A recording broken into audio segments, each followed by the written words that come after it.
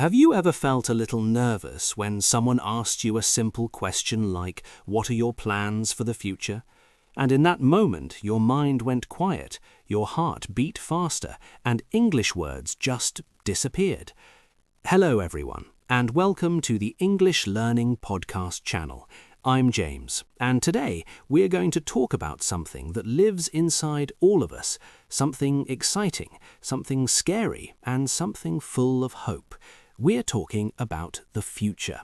Amelia is here with me as always. Amelia, let me ask you first. When someone asks about your future plans, how do you feel? Hi everyone, I'm Amelia. And James, that question always makes me smile because the future feels like a long road with many turns. Sometimes I feel excited, sometimes I feel unsure, and sometimes I feel afraid to explain my plans in English. Many learners feel the same way. They have dreams, goals, and hopes, but they don't know how to say them clearly. Today, we will change that together. We will walk slowly, like friends, and learn how to talk about future plans in simple, clear English. That's right, Amelia. And dear listeners, you don't need big words or perfect grammar. You only need honesty, simple sentences, and a little courage. Imagine sitting with a friend, having tea, and talking about tomorrow, next year, or even 5 years later. That is what today's lesson will feel like. Yes, and we will tell stories, ask questions, make mistakes, and learn together. So take a deep breath, relax your shoulders, and stay with us. By the end of this episode, you will feel more confident talking about your future in English. Amelia, let's be honest. Many learners can talk about the past or the present, but when it comes to the future, they stop. Why do you think that happens? I think it happens because the future is not clear. The past already happened. The present is happening now. But the future is full of maybe. And in English, learners worry about using the wrong tense or the wrong word. They think, what if I make a mistake? That fear stops them. That's so true. I've met many learners who say, "I have plans, but I cannot explain them." And that breaks my heart, because language should help you share your dreams, not hide them. Exactly. And another reason is that textbooks often make future English look difficult. They show many rules: will, going to, might, planning to. It feels like too much. But in real life, people speak simply. Let me tell you a small story. I once met a student named Rahim. He wanted to work abroad one day. When I asked him about his future, he said, "Teacher, I don't know English future tense." But when I asked him in simple words, he smiled and said, "One day I want to go to another country and work." And that was perfect. That's a beautiful example. Dear listeners, you don't need perfect English. You need clear English. Today, we will show you how. Let's start very simple. Amelia, if I ask you, "What are your plans for tomorrow?" what would you say? I would say, tomorrow I will wake up early, I will finish my work, in the evening I will relax. See? Very simple. Exactly. You used will, and that's one easy way. You can also say, "Tomorrow I am going to wake up early." Both are fine. Yes, and dear listeners, you can start your sentence with time words. For example, tomorrow, next week, next year, in the future, or one day. These words help your listener understand you. Let's practice together. Amelia, give an example about next year. Okay, next year I am going to learn better English. I am going to speak more confidently. Simple, clear, and honest. That sounds great. And listeners, you can pause this video and say your own sentence out loud. Don't be shy. Your voice matters. And remember, speaking slowly is okay. Taking pauses is okay. English is not a race. Now let's go deeper. Future plans are not only about schedules, they're also about dreams. Amelia, what is a dream you had when you were younger? When I was younger, I dreamed of helping people learn without fear. I didn't know how, but I felt it inside my heart. Now I can say, in the future, I want to help learners speak English with confidence. That sentence is powerful because it's real. You used I want to. That's another easy and beautiful way to talk about the future. Yes, dear listeners, you can say, I want to start a business. I want to travel. I want to give my family a better life. These sentences are simple, but they are strong. And when you say them in English, something special happens. Your dream becomes louder. It feels more real. Exactly. Let me ask you, James, where do you see yourself in 5 years? That's a big question. I would say, in 5 years, I hope to grow this channel and help many more learners. Notice I used I hope to. That shows feeling, not pressure. That's a great point. Words like hope, want, and plan are friendly words. They don't scare you. Amelia, not everyone feels sure about their future. Some people feel lost. How can they talk about that in English? That's an important question, and the answer is simple. You can be honest. You can say, I'm not sure about my future yet, or I am still thinking about my plans. Those sentences are very natural. Native speakers use them all the time. Yes, you can also say, maybe I will change my job, or I might study something new. The word maybe is your friend. I love that. Maybe takes away fear. It gives you space. Dear listeners, it's okay not to know everything. The future is a journey. English is just a tool to talk about that journey. Let me share a longer story. There was a young woman named Lena. Every time someone asked her about her future, she felt pressure. She thought she needed a perfect answer. I think many listeners feel like Lena. Yes, one day her teacher asked her gently, "What do you think you will do next year?" Lena took a breath and said, "Next year, I want to learn more about myself. I might try a new job." Her teacher smiled. That smile is important. Exactly. Lena realized that simple English was enough. She didn't need big words. She needed truth. That story shows something beautiful. English is not about showing off, it's about connecting. Let's talk about work and career. Amelia, many learners want to talk about their future job, but they feel nervous. Yes, so let's make it simple. You can say, in the future, I want to be a teacher, or I plan to work in an office. Short sentences are strong sentences. And if you are studying now, You can say, I am studying now, and after that, I want to work. Or, after I finish my studies, I will look for a job. very clear. Dear listeners, notice how we connect ideas slowly. And if you don't have a clear plan, say, I am exploring my options. That sounds calm and confident. The future is not only about work, it's also about life. Amelia, how can learners talk about family plans? They can say, in the future, I want to spend more time with my family, or one day I want to build a peaceful life. Those sentences feel warm. Yes, and you can also talk about small goals. Next month, I plan to save some money. This year, I want to improve my health.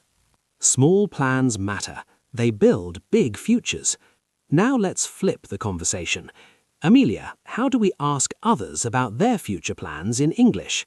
You can ask gently, what are your plans for the future? Or, what do you want to do next year?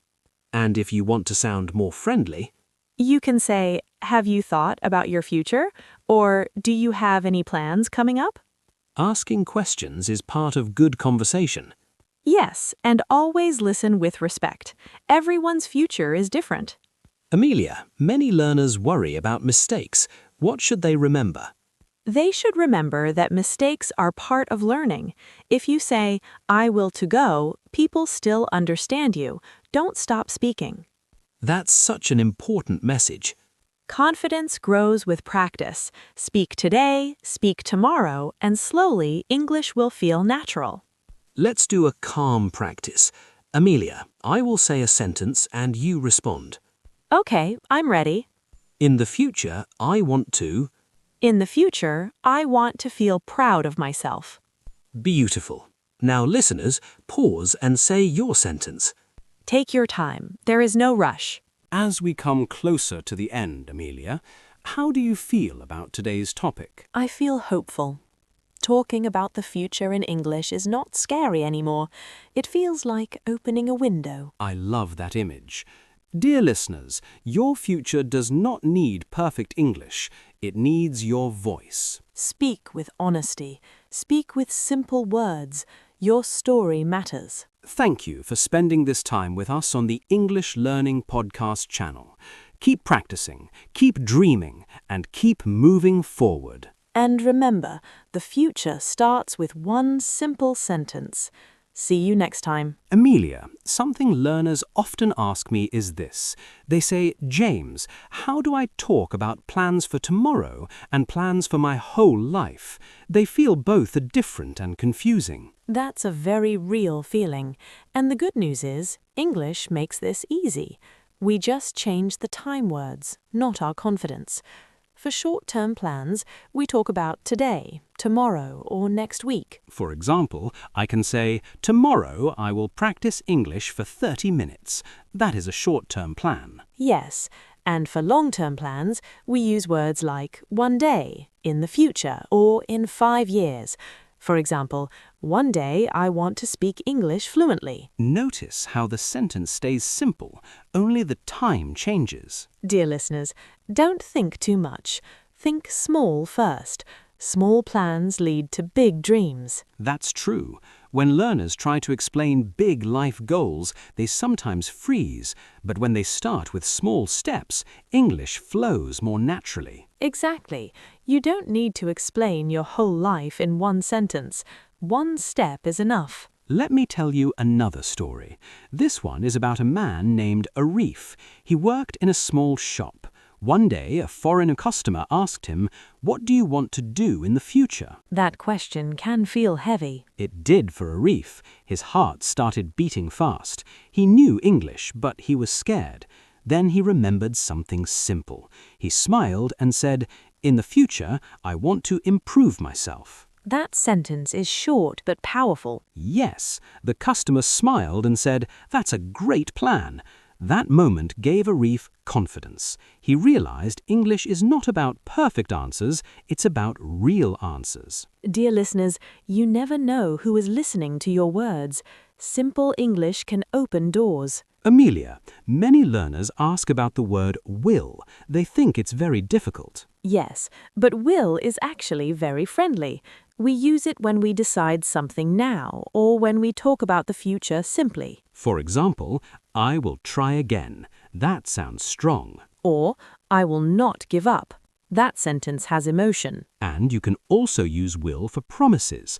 I will practice English every day. Dear listeners, say that sentence with us slowly. I will practice English every day. Feel that confidence. James, let's talk about something honest. Sometimes plans change. Yes, they do, and that's okay. You can say, my plans have changed, or I wanted to do this, but now I want something else. Those sentences show growth, not failure. Exactly. Life changes, and English can change with you. If someone asks you, "Didn't you plan something else?" you can calmly say, "Yes, but I changed my plan." That sounds mature and clear. Many of our listeners are students. Amelia, how can they talk about study plans? They can say, I plan to continue my studies, or I want to learn new skills. And if they are not sure? Then they can say, I am thinking about studying something new. That sentence gives space. I like that. English should feel open, not tight. Yes, learning is a journey, not a deadline. Let's slow down for a moment. Amelia, imagine sitting alone in the evening thinking about your future. I imagine quiet, I imagine questions, and I imagine hope. That's beautiful. Dear listeners, when you think about your future, what do you feel? You don't need to explain everything, even one sentence is enough. I want a peaceful life. I want to grow. Those words matter.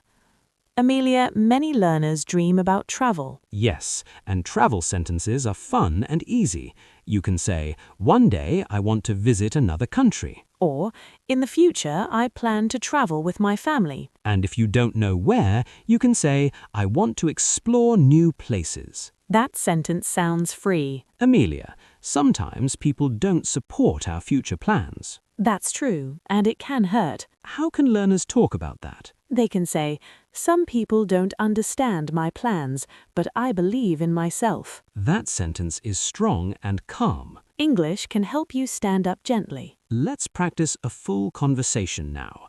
Amelia, ask me about my future. Okay. James, what are your plans for the future? In the future, I want to keep learning and helping others. I also plan to enjoy simple moments. That sounds meaningful. Why is that important to you? Because life is not only about success, it's about peace. Dear listeners, did you hear how natural that sounded? You can do this too. James, one last important point. Many learners speak too fast because they feel nervous. Yes, but slow English is good English. When you talk about your future, slow down, pause, breathe. Your listener will understand you better. Let me share one final short story.